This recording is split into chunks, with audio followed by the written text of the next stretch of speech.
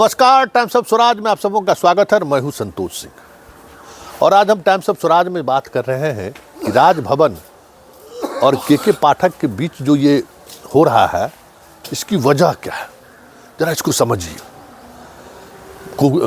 बैठक बुला रहा है पाठक, राज्यपाल कहते हैं कि बैठक में नहीं शामिल होना है।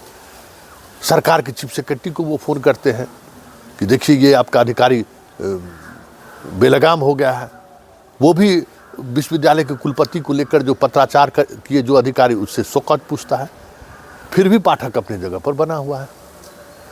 तो ये क्या है, जरा इसको समझिए और खेल क्या है, जरा ये समझिए। ये जो राजभवन कहता है कि हमारे अधिकार पर ये हमला है, वाकई में वो हमला नहीं है। राजभवन और विश्वविद्यालय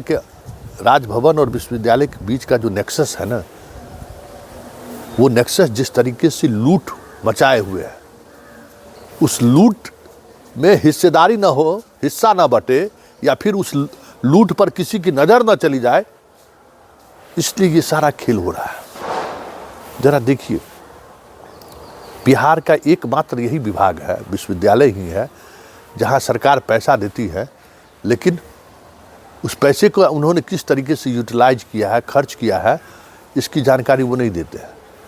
अखबार में देखिए लगातार खबरें छप रही है। हाई कोर्ट तक मामला चला गया कि यूजीसी जो पैसा देती है, उस पैसे का क्या होता है, इसका जानकारी, यूटिलाइजेशन सर्टिफिकेट ये नहीं देते। एजी तक आरोप लगा चुका है, एजी तक कह चुका है कि सबसे ज़्यादा अगर किसी संस्थान ने अभी तक यूटिलाइजेशन सर्टिफिकेट नहीं दिया, मतलब यूटिलाइजेशन सर्टिफिकेट का मतलब समझ लीजिए कि किसी विश्वविद्यालय को 100 करोड़ रुपया मिला, तो 100 करोड़ रुपया आप खर्च कर लिए, तो फिर उसको आप दीजिएगा ना कि फलाना फलाना बिल्डिंग बनाए, लाइब्रेरी बनाए, ये सब चीज़ किए, उसमें मेरा खर्च हुआ, आप दीजिएगा ना। उस खर्च का हिसाब ही नहीं देता। मोटा मोटी तौर पर ये समझिए, खर्च का हम हिसाब नहीं देंगे। क्यों? हम स्वायत्त हैं।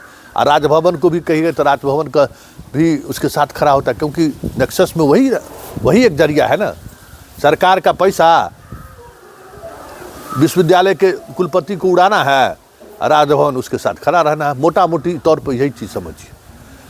अब बताइए, शिक्षा विभाग कह रहा है कि आपके पास 1600 करोड़ रुपया मेरा रखा हुआ है, मतलब जो 1600 करोड़ रुपया जो दिया है अनुबंध में, उसका मतलब अभी तक क्या खर्च किए कि नहीं किए, इसकी कोई जानकारी नहीं है। इसका मतलब आपके पास पैसा पड़ा हुआ है मेरा, उस पैसा का कुछ हिसाब किताब दीजिएगा नहीं, या उस पैसे का कुछ इस्तेमाल करिए।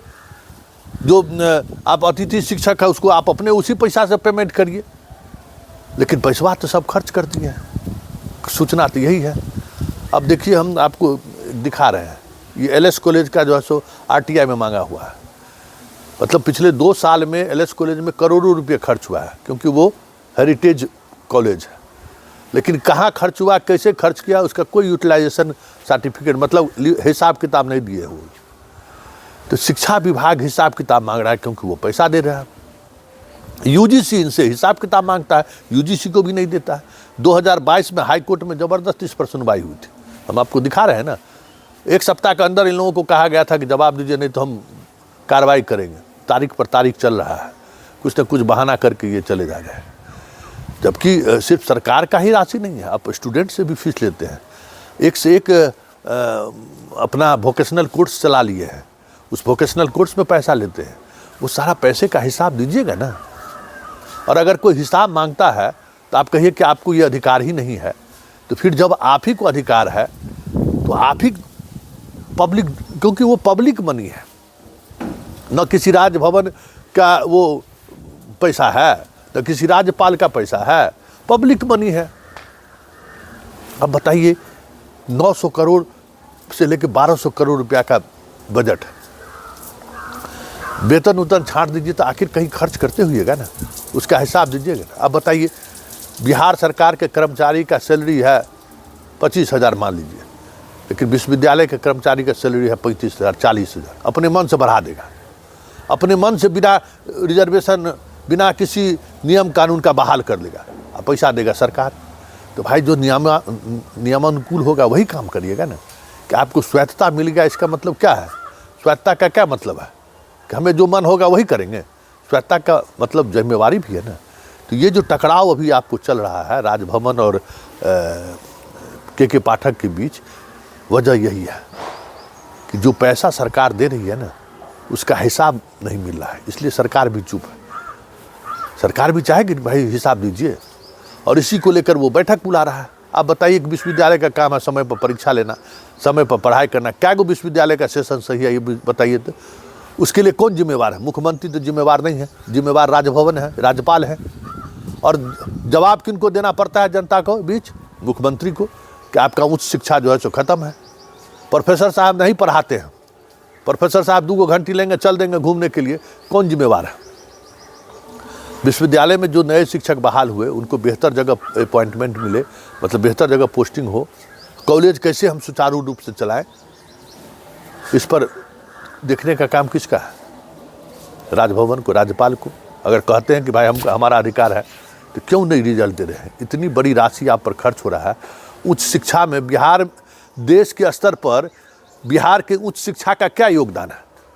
हाल के 10 वर्षों की अगर हम बात करें या 20 वर्षों की बात करिए, पुराने शिक्षकों का जब वो दौर खत्म हो गया, के.सी. सिन्हा का दौर खत्म हो गया, सी वर्मा का दौर खत्म हो गया, नए दौर में बताइए ना, बहुत पीएचडी और यूजीसी क्या क्या किए हैं। कोई राष्ट्रीय फलक पर कोई उपलब्धि है? अगर उपलब्धि है तो राजभवन को प्रदर्शित करना चाहिए कि हाँ ये उपलब्धि है, हमारे बिहार के विश्वविद्यालयों का शिक्षकों की यह उपलब्धि है, हमारे छात्रों का ये उपलब्धि है। होगा ना? अभी तो स्थिति है कि आप दरोगा बहाली, सिपाही बहाली में भी आपके विश्वविद्यालय से पढ़ा हुआ बच्चा कम्पीट नहीं कर रहा है। बीपीएससी में भी आपके बच्चों का उस तरीके से परफॉर्मेंस नहीं हो रहा है। तो भाई इतनी बड़ी राशि आपको खर्च हो रहा है तो सवाल तो उठेगा ना, और सवाल यही है। तो यही बात है, जिम्मेवारी नहीं लेंगे हम, लेकिन हमारा राइट, ये अधिकार है, इस अधिकार पर हमला होगा तो हम कैसे बर्दाश्त करेंगे? तो यही अधिकार कर्तव्य के बीच की जो दूरी है ना, उसी दूरी को लेकर ये चीज़ें सामने आ रही है। जो आप लोग देख रहे हैं लगातार विवाद हो रहा है, उस विवाद के पीछे की वजह यही है। देखिए अब आगे आगे होता है क्या, लेकिन इतना तय है कि इस पूरे घटनाक्रम से राजभवन की विश्वसनीयता पर और बट्टा ही लगा है। क्योंकि शिक्षकों का जो स्थिति, प्रोफेसर की जो स्थिति है, विश्वविद्यालय की जो स्थिति है, छात्र और विश्वविद्यालय और शिक्षक के बीच का जो कड़ी जिस तरीके से टूट गया है, ऐसे में समाज दूर दूर तक विश्वविद्यालय के शिक्षकों के साथ या राजभवन के साथ खड़ा नहीं दिख रहा है। इनकी भी स्थिति नियोजित शिक्षक वाली होती जा रही है समाज में, कि ये लोग भी कोई पढ़ाता नहीं है। और ये जो इमेज है ना, इस इमेज को ही नीतीश भुनाना चाहते हैं कि देखिए राजभवन काम करना नहीं देना चाहते हैं। राजभवन जो है सो भ्रष्टाचारियों के साथ खड़ा है, क्योंकि नीतीश कुमार इसी तरीके की राजनीति के सहारे बिहार में 2005 से बने हुए हैं।